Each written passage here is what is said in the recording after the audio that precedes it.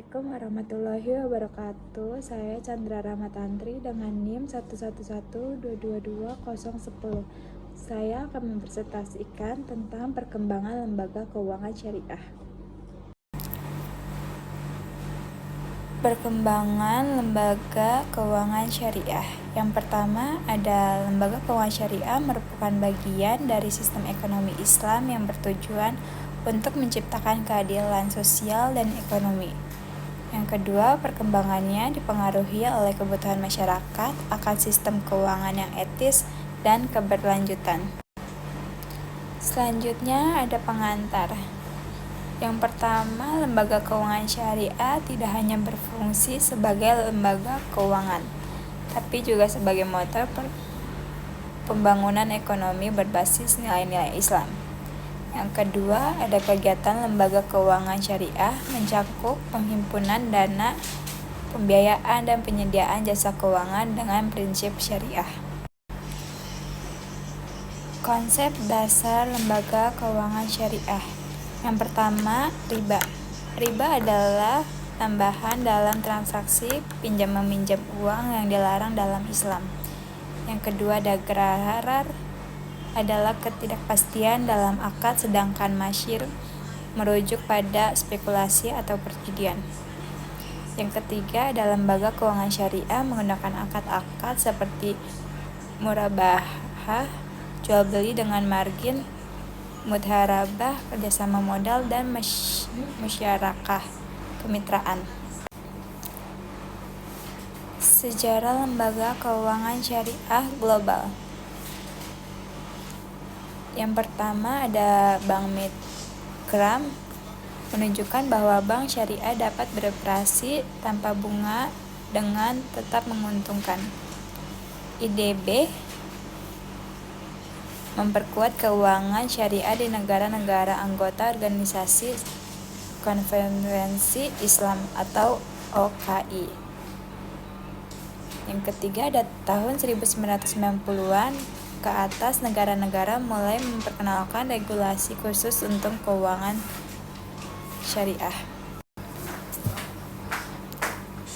Sejarah lembaga keuangan syariah di Indonesia. Yang pertama, ada Bank Muamalat menjadi pionir dalam penerapan perbankan syariah di Indonesia.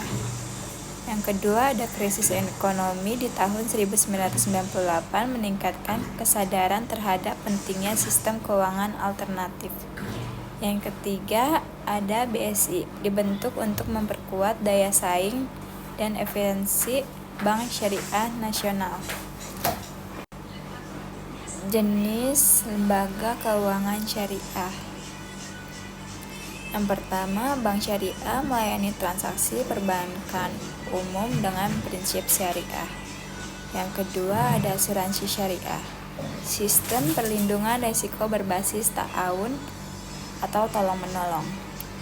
Yang ketiga, ada pasar modal syariah. Mewadahi instrumen investasi yang sesuai syariah seperti sukuk dan saham syariah. Inovasi dan digitalisasi. Yang pertama, ada fintech syariah hadir untuk menjawab kebutuhan generasi milenial dan digital native. Yang kedua, ada layanan seperti crowdfunding dan P2P lending syariah, menawarkan alternatif pendanaan dan investasi. Yang ketiga, ada QRIS syariah, mempercepat digitalisasi pembayaran berbasis prinsip syariah. Prospek dan peluang. Yang pertama, pertumbuhan ekonomi Islam global mendukung perkembangan lembaga keuangan syariah. Yang kedua, lembaga keuangan syariah dapat memainkan peran penting dalam pencapaian tujuan pembangunan berkelanjutan atau SDGs. Yang ketiga, ada peluang besar di sektor UKM, pendidikan, kesehatan, dan wakaf produktif. Kesimpulan, lembaga keuangan syariah merupakan bagian penting dari sistem ekonomi Islam yang menawarkan alternatif keuangan yang beretika, dan bebas dari praktik riba, gharar, dan maisir. Perkembangannya didorong oleh kebutuhan masyarakat akan sistem keuangan yang adil, berkelanjutan, dan sesuai nilai-nilai syariah di Indonesia. Lembaga keuangan syariah telah menunjukkan kemajuan signifikan sejak berdirinya Bank Muamalat hingga terbentuknya Bank Syariah Indonesia, yaitu BSI.